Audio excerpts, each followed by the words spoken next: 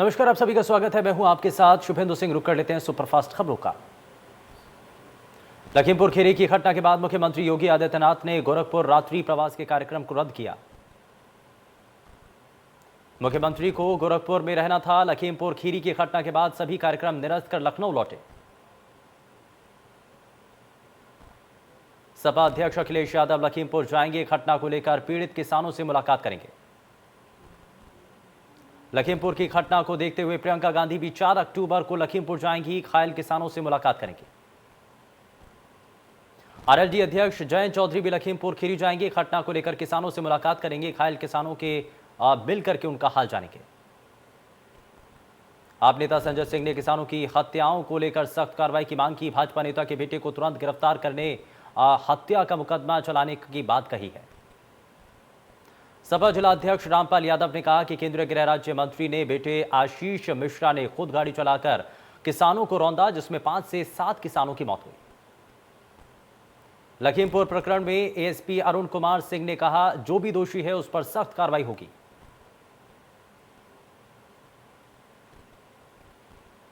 लखीमपुर में हुई घटना के विरोध में पूरे उत्तर प्रदेश में किसानों ने हल्ला बोल शुरू कर दिया। अलग अलग जिलों में किसान संगठन सड़कों पर निकलकर प्रदर्शन शुरू किया। पीलीभीत में किसान संगठन और पुलिस के बीच झड़प हुई। वहीं राजधानी लखनऊ में भी किसान सड़कों पर नजर आए। लखनऊ के इंजीनियरिंग का कॉलेज चौराहे पर किसानों का प्रदर्शन देखने को मिला। किसानों का प्रदर्शन देख मौके पर पुलिस प्रशासन तैनात। राकेश टिकैत ने ट्वीट कर किसानों से अपील की। कहा, शांति बनाए रखें, जीत किसानों की होगी। राकेश टिकैत ने कहा, सरकार होश में न आई तो भाजपा के एक भी नेता को घर से नहीं निकलने दिया जाएगा। किसानों ने 2 डेड बॉडी अपने कब्जे में लेकर पोस्टमार्टम कराने से इनकार किया। कहा, राकेश टिकैत के आने पर ही पोस्टमार्टम होगा। लखीमपुर खीरी के तिकुनिया इलाके में भारी बवाल हो गया। बीजेपी नेताओं पर किसानों पर गाड़ी चढ़ाने के आरोप हैं। बताया जा रहा है कि इस हादसे में कई किसानों की मौत हो गई, जबकि 22 किसान घायल बताए जा रहे हैं। किसान मंत्री के खिलाफ प्रदर्शन करने जा रहे थे। हादसे के बाद हंगामा शुरू हो गया। मौके पर 3 गाड़ियों में आग लगा दी गई। लखीमपुर खीरी में केंद्रीय गृह राज्य मंत्री के गांव के दौरे को देखते हुए डिप्टी सीएम को रिसीव करने आ रहे भाजपा नेता के बेटे आशीष मिश्रा के खिलाफ विरोध करने के दौरान किसानों की भिड़ंत हो गई। लखीमपुर खीरी के तिकुनिया में आयोजित होने वाले कुश्ती कार्यक्रम में डिप्टी सीएम केशव प्रसाद मौर्य के पहुंचने से पहले किसान कृषि कानूनों के विरोध में काला झंडा दिखा रहे किसानों के साथ झड़प हुई। किसानों के बवाल के बाद खीरी में हालात बेकाबू हो गए और ADG law and order Prashant Kumar को सीएम योगी ने लखीमपुर खीरी भेजा है। एसपी अखिलेश ने ट्वीट कर घटना को घोर अमानवीय और क्रूर कृत्य बताया। अखिलेश ने अब और जुल्म नहीं सहेगा। अंबेडकर नगर में सपा के राष्ट्रीय प्रवक्ता धर्मेंद्र यादव का कार्यकर्ताओं ने जोरदार स्वागत किया। धर्मेंद्र यादव ने योगी सरकार पर जमकर हमला बोला। किसानों की समस्याओं को लेकर फिरोजाबाद के टूंडला में गांव इमलिया में एक किसान महापंचायत का आयोजन किया गया। Deputy CM doctor Dinesh Sharma ने कहा कि प्रधानमंत्री नरेंद्र मोदी और सूबे के मुख्यमंत्री योगी आदित्यनाथ की सरकार किसानों की आय दोगुनी करने के लिए लगातार प्रयासरत है। मुख्यमंत्री योगी आदित्यनाथ ने सिद्धार्थनगर के डुमरियागंज में 524 करोड़ रुपए की परियोजनाओं का लोकार्पण और शिलान्यास किया। इनमें 5 विधानसभा क्षेत्रों में हुए और होने वाले विकास कार्य शामिल हैं। लोकार्पण में सबसे बड़ा कार्य कपिलवस्तु विधानसभा के हिस्से आया है। मुख्यमंत्री योगी आदित्यनाथ ने जनसभा को संबोधित करते हुए कहा कि पहले कोई सोच सकता था कि यहां मेडिकल कॉलेज बनेगा। यदि सरकारें सोचती तो पहले ही बन गया होता। पिछली सरकारों की सोच उनके परिवार के लिए थी। सीएम योगी ने कहा कि हमारी सरकार ने माफिया से 64,000 हेक्टेयर की भूमि कब्जा मुक्त कराई। भूमि पर गरीबों के विकास का काम जारी है। जिले में 30,000 लोगों को आवास, 3 लाख लोगों को शौचालय दिए। सीएम ने कहा, सबका साथ सबका विकास के साथ सरकार ने सबका विश्वास जीता। 2017 के पहले तो बिजली भी नहीं मिलती थी। मुख्यमंत्री योगी आदित्यनाथ 4 अक्टूबर को श्रावस्ती का दौरा करेंगे। सीएम योगी के दौरे को लेकर तैयारियों में प्रशासन जुटा। सीएम योगी कई योजनाओं का लोकार्पण और शिलान्यास करेंगे। साथ ही जनसभा को भी संबोधित करेंगे। इसके अलावा कोविड वैक्सीनेशन का भी जायजा ले सकते हैं। किसानों को मनाने में जुट गई बीजेपी। इसी क्रम में फिरोजाबाद के दौरे पर डिप्टी सीएम दिनेश शर्मा रहे और इस दौरान डिप्टी सीएम दिनेश शर्मा ने इमलिया में किसान पंचायत को संबोधित किया। वाराणसी के सिगरा स्टेडियम में 4 दिवसीय नेशनल T20 दिव्यांग क्रिकेट टूर्नामेंट आयोजित किया गया जाएगा और टूर्नामेंट का उद्घाटन प्रदेश के खेल मंत्री उपेंद्र तिवारी करेंगे। टूर्नामेंट के समापन के दिन 7 अक्टूबर को मुख्य अतिथि मुख्यमंत्री योगी आदित्यनाथ रहेंगे। कैबिनेट मंत्री अनिल राजभर ने बताया कि टूर्नामेंट में देश भर के प्रसिद्ध दिव्यांग क्रिकेट खिलाड़ी 6 टीमों से खेलेंगे। गाजियाबाद में स्वास्थ्य राज्य मंत्री अतुल गर्ग ने कहा, गांधी जी हमेशा रामराज की बात करते थे, बिना हथियारों के रामराज संभव ही नहीं था। अतुल गर्ग ने कहा कि बिना तीर कमान के श्री राम की कल्पना करना मुश्किल है। गांधी जी हमेशा अधूरे रामराज की बात करते थे। सपा से महाराष्ट्र के प्रदेश अध्यक्ष और विधायक अबू आजमी परिवर्तन यात्रा लेकर नोएडा पहुंचे। कार्यकर्ताओं ने अबू आजमी का जोरदार स्वागत किया।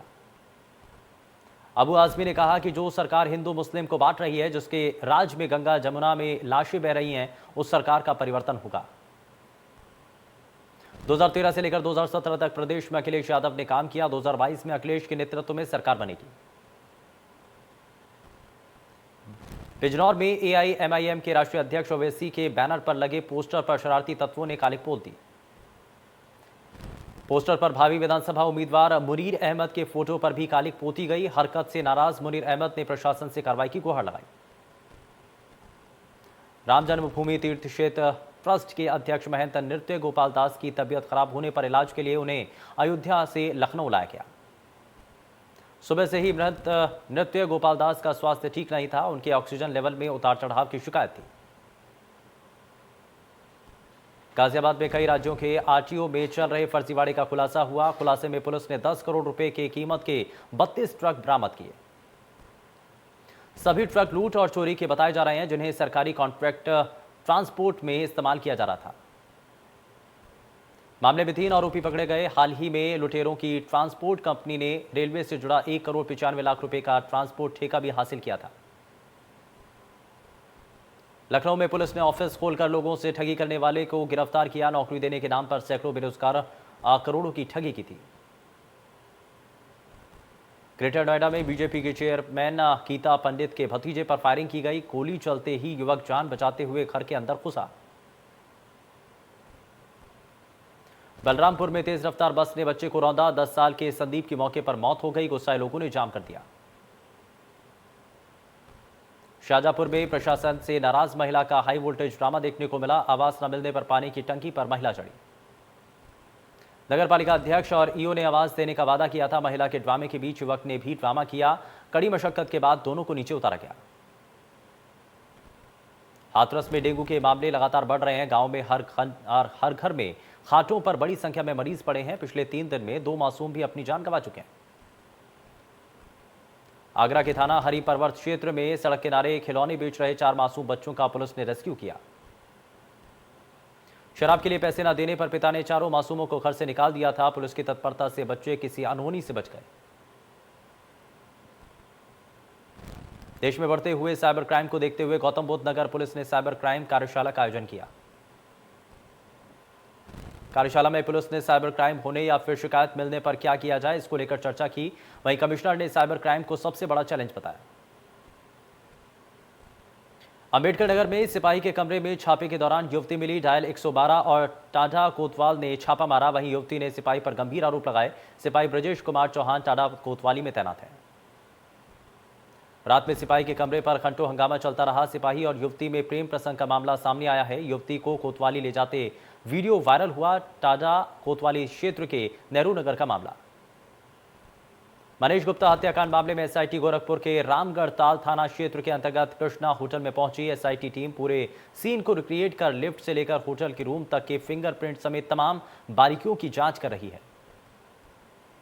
SIT की टीम यह भी सुनिश्चित करेगी कि होटल से हॉस्पिटल तक जाने में कितना समय लगा और हॉस्पिटल से BRD मेडिकल कॉलेज तक जाने में कितना समय लगा, उसका भी पूरा ब्यौरा SIT टीम लेगी। वहीं पुलिस कमिश्नर आनंद प्रकाश त्रिपाठी की माने तो मुख्यालय के आदेश अनुसार SIT टीम फॉरेंसिक टीम हर एक बिंदुओं पर जांच कर रही है। गाजियाबाद में बदमाशों ने स्थानीय बीजेपी नेता के घर पर 3 राउंड गोलियां चलाईं और फरार हो गए। पीड़ित बीजेपी नेता उस समय घर पर मौजूद नहीं थे। मौके पर पहुंची पुलिस जांच में जुटी। उन्नाव में रात के अंधेरे में घर के बाहर सो रहे युवक के साथ घटना घटित हुई। अंधेरे में युवक पर हमलावरों ने हमला बोल दिया। परिजनों ने युवक को लखनऊ के एक निजी अस्पताल में भर्ती कराया। आगरा में गैस लाइन फटने से ग्रामीणों में हड़कंप मच गया। लाइन फटने के बाद भयंकर आग लग गई। मामला थाना ताजगंज क्षेत्र के मियांपुर का बताया जा रहा है। कानपुर देहात में मोबाइल दुकानदार को किसी बात पर दबंगों और महिला ने हॉकी और डंडों से जमकर पिटाई कर दी। पिटाई के दौरान मोबाइल दुकानदार गंभीर रूप से घायल हो गया। घायल युवक को स्थानीय लोगों ने अस्पताल में भर्ती कराया। वहीं पुलिस मामले की जांच में जुटी है। पिटाई का वीडियो सोशल मीडिया पर वायरल। कानपुर देहात के राजपुर थाना क्षेत्र के वैना गांव का दबंग युवक युवती के साथ कोचिंग जाते समय रास्ते में छेड़छाड़ करता है और विरोध करने पर पूरे परिवार को जान से मारने की धमकी देता है। परिजनों के विरोध करने पर दबंग ने अपने साथियों के साथ उनसे मारपीट की और धमकी दी कि गोली मारकर विकास दुबे बन जाऊंगा। परिजनों ने इसकी शिकायत भी राजपुर थाने से लेकर जिले के एसपी से की, पर कोई कार्रवाई नहीं हुई। कानपुर में डीजीआई ने तंबाकू व्यापारी पर की बड़ी कार्रवाई। करोड़ों की टैक्स चोरी में तंबाकू व्यापारी विश्वजीत वर्मा को गिरफ्तार किया। गोड्डा में समाज कल्याण विभाग में फर्जीवाड़ा मामला सामने आया है, जहां जालसाज ने 8 लोगों को फर्जी नियुक्ति पत्र बांटे। कैबिनेट मंत्री रमापति शास्त्री के नाम से फर्जी पत्र जारी किया। जालसाज ने 8 लोगों से नौकरी के नाम पर 30 लाख रुपए की वसूली की। खुद को मंत्री कार्यालय में तैनात कर्मचारी बताकर जालसाज ने ठगी की वारदात को अंजाम दिया।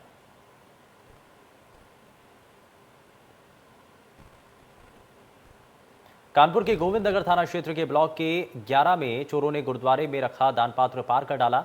वहीं चोरी की पूरी घटना पास में लगे सीसीटीवी कैमरे में कैद हो गई। शाहजहांपुर में 2 युवक मोबाइल के ऊंचे टावर पर चढ़ गए। दोनों युवकों ने मोबाइल टावर पर धरने के लिए अस्थायी झोपड़ी बना ली। टावर पर चढ़े युवक मंदिर के ट्रस्ट को मिलने वाले पैसे में घोटाले की जांच की मांग कर रहे हैं। अधिकारियों को जांच सौंपी गई थी, लेकिन कोई कार्रवाई नहीं की गई। इसी बात से नाराज दोनों युवक टावर पर चढ़ गए। लखनऊ में शादी का झांसा देकर युवक ने युवती का शारीरिक शोषण किया। युवती से शादीशुदा होने के बाद छुपा 1 साल तक युवती के साथ शोषण करता रहा। वहीं पीड़ित पार्लर संचालिका युवती ने आरोपी के खिलाफ मझियाओं थाने में एफआईआर दर्ज कराई थी, जिसके बाद पुलिस ने आरोपी अमित अवस्थी को गिरफ्तार किया। बरेली में 2 लोगों की गोली मारकर हत्या का मामला सामने आया। घटना से इलाके में हड़कंप मच गया। पीएम की तारीफ पर सीएम पुष्कर सिंह धामी ने धन्यवाद किया। क्यारकुली गांव में संवाद के दौरान सीएम की तारीफ की थी। रुड़की में सीएम धामी ने बलिदान दिवस पर शहीद राजा विजय सिंह और सेनापति कल्याण सिंह को याद कर माल्यार्पण किया। कुंवर प्रणव चैंपियन और यतीश्वरानंद समेत मदन कौशिक भी मौजूद रहे। सीएम ने जनसभा को संबोधित किया। श्रीनगर को नगर निगम बनाने की घोषणा के बाद जुबानी जंग हो रही है और कुछ दिनों पहले पूर्व नगर पालिका अध्यक्ष ने कैबिनेट मंत्री धन सिंह रावत पर नगर पालिका के बजट को रोकने का आरोप लगाया था। जवाब में कैबिनेट मंत्री धन सिंह रावत ने पलटवार किया। कैबिनेट मंत्री धन सिंह रावत ने कहा कि पूरे प्रदेश में सबसे ज्यादा बजट श्रीनगर नगर पालिका को दिया गया है। उन्होंने कहा श्रीनगर नगर पालिका के 10 सभासद उन्हें मिले थे। उन्होंने पालिका में भ्रष्टाचार की शिकायत उनसे की है, जिसे देखते हुए वो नगर पालिका में हुए भ्रष्टाचार की जांच कराएंगे। चमोली में नौसेना के 5 लापता पर्वतारोहियों में से 4 के शव मिले हैं। जवानों के शवों को हेलीपैड लाया गया। लेफ्टिनेंट कमांडर रजनीकांत यादव, योगेश त्रिपाठी, अनंत कुकरेती और एमसीपीओ हरिओम का पार्थिव शरीर मिला है। 6500 मीटर पर हिमस्खलन से हुआ था हादसा। रामनगर में धर्म परिवर्तन कराने के मामले में एक युवक की गिरफ्तारी हुई है। लालच देकर के लोगों का बदलवाता था धर्म। रुड़की में असामाजिक तत्वों ने चर्च में तोड़फोड़ की, साथ ही लोगों के साथ मारपीट की गई। महिलाओं और बुजुर्गों पर भी हमला किया। उत्तरकाशी में कार नदी में डूब गई, जिसके बाद एनडीआरएफ एसडीआरएफ टीम ने सर्च ऑपरेशन चलाया। हरिद्वार में पतंजलि कन्या गुरुकुलम में साध्वी ने आत्महत्या कर ली। सुसाइड नोट में जीवन से मुंह भंग होने का किया जिक्र। मसूरी में वीकेंड पर लोगों की भारी भीड़ उमड़ी। गांधी चौक से लेकर पेट्रोल पंप तक लगा लंबा जाम। पश्चिम बंगाल की भवानीपुर विधानसभा सीट से टीएमसी प्रमुख ममता बनर्जी उपचुनाव जीत गई हैं। वहीं सीएम ममता ने बीजेपी उम्मीदवार प्रियंका टिब्रेवाल को 58,832 वोटों से हरा दिया। सीएम ममता ने कहा कि मैंने भवानीपुर विधानसभा उपचुनाव 58,832 वोटों के अंतर से जीता और निर्वाचन क्षेत्र के हर वार्ड में जीत दर्ज की है।